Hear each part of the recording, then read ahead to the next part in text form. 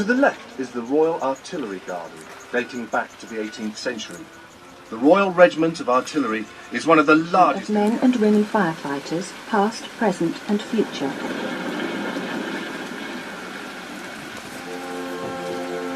To the left once more we find the Women's Royal Army Corps.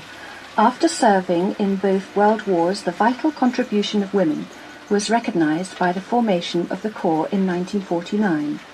They served all over the world until 1990, when they were absorbed into the British Army on an equal footing. Opposite them, we find the civil defence remembered. During the Second World War and continuing... are those countries where the regiment served prior to the memorial's 2001 dedication. Opposite, we remember the Fire and Rescue Service. To the left is the Royal Artillery Garden, dating back to the 18th century. The Royal Regiment of Artillery is one of the largest in the army. Indeed, after the Second World War, it was larger than loadmasters and many more.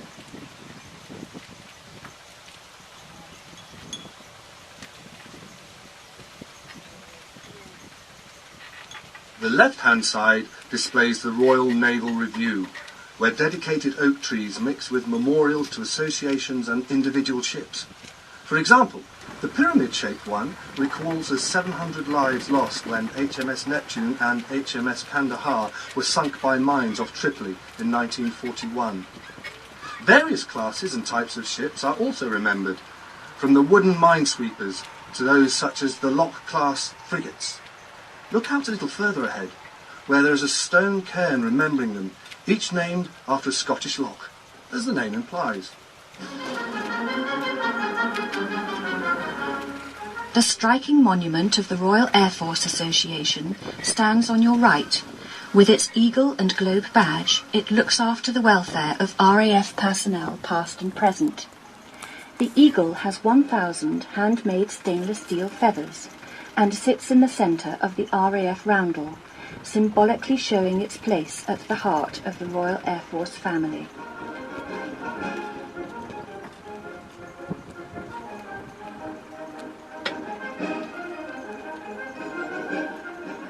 Also on the right is a low mound, devoid of any memorials, trees or benches. It is the site of a 3,500-year-old Bronze Age burial mound and is left untouched due to its archaeological significance.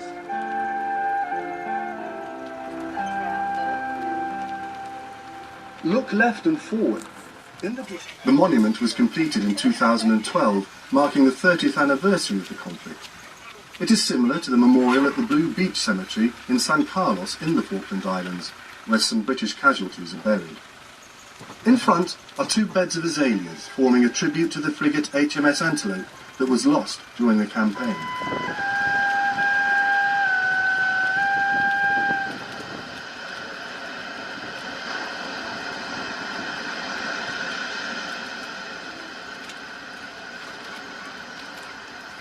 We are now on Millennium Avenue, lined with small-leaved lime trees dedicated to the country. Lives in the tragic events of the 11th of September 2001. On the memorial are artefacts and debris taken from Ground Zero.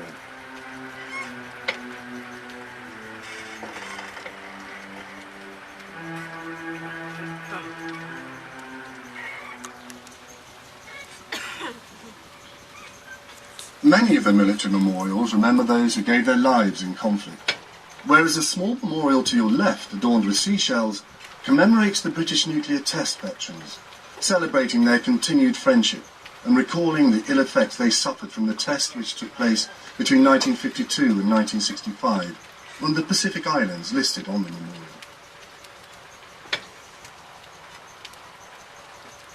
A large block of Dartmoor granite, adorned with their cap badge of the Globe and Laurel, honours the Royal Marines.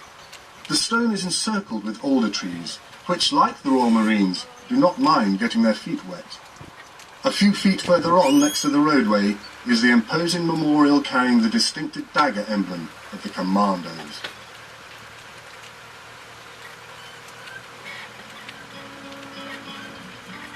Further away, on your left, is a 12-foot-long granite aircraft carrier, dedicated to mark 100-year service by the Fleet Air Arm and its predecessor, the Royal Naval Air Service.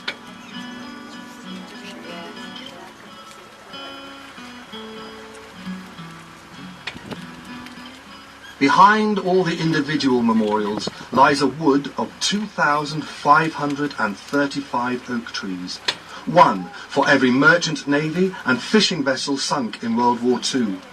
Within it are two clearings with special memorials to the Royal Fleet Auxiliary and to HMS Lancastria, a troop ship sunk off the French coast shortly after Dunkirk in 1940.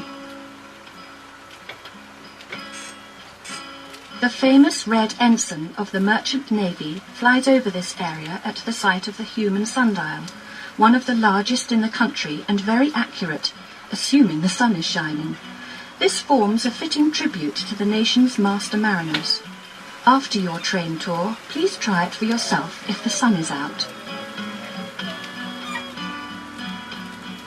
Close to the flagpole is a Bofors gun, the main defence of World War II's merchant ships and a naval anti-aircraft weapon of that time.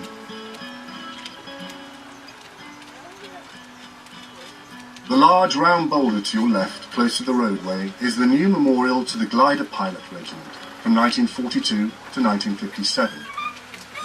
On the memorial is the regiment's proud motto, "Nothing is impossible," and a list of campaigns and the battles won by the glider pilots.